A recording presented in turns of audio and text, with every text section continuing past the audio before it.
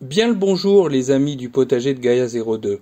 J'ai grand plaisir à vous retrouver aujourd'hui. Au travers de cette vidéo, je voudrais vous parler de plusieurs choses. Tout d'abord, vous pouvez voir que les 4 nouvelles poules de réforme que nous avons récupérées dans une ferme de Merville se portent à merveille. Aujourd'hui, vous les voyez manger des germes de blé. Et oui, c'est de l'herbe de blé que je fais germer dans un germoir automatique et qui leur apporte de très nombreux bienfaits.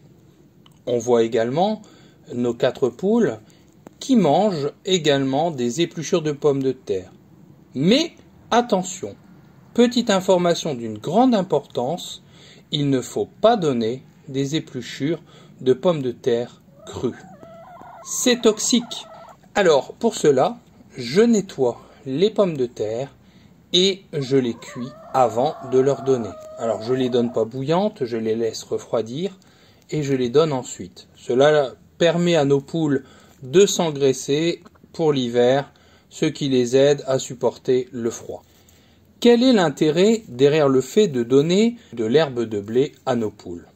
Eh bien, je vais vous l'expliquer. L'herbe de blé que j'obtiens, c'est à partir en fait de graines de blé que l'on peut trouver en animalerie et que je fais germer par vaporisation sur les graines en les ayant fait tremper durant 24 heures auparavant.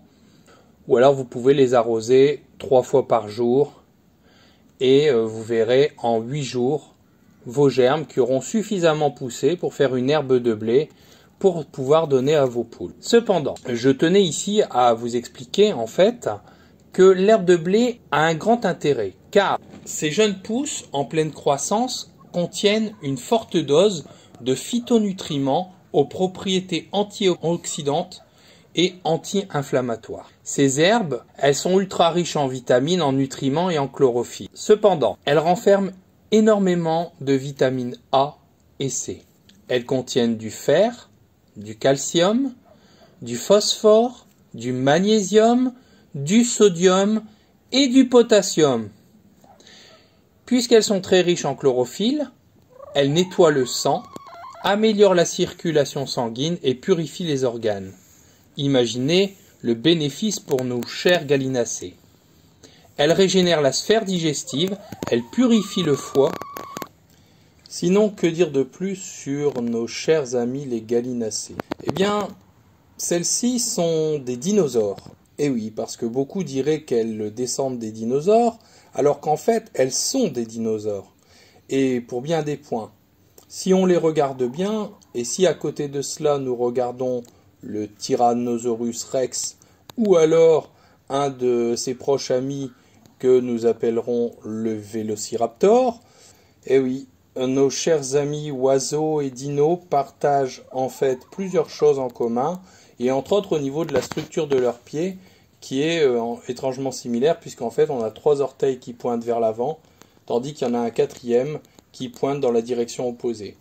Également au niveau de la courbure en S que forment les os de leur cou, qui est très ressemblante.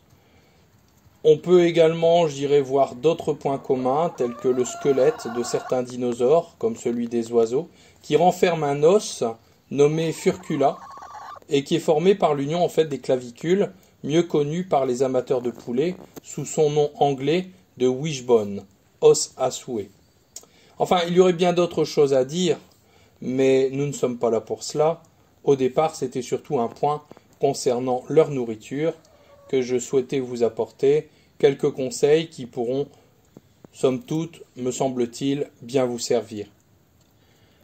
Si ce n'est déjà pas fait, vous pouvez vous abonner et mettre un petit pouce bleu et activer la cloche pour être toujours averti des prochaines vidéos qui sortiront. À bientôt! Salut!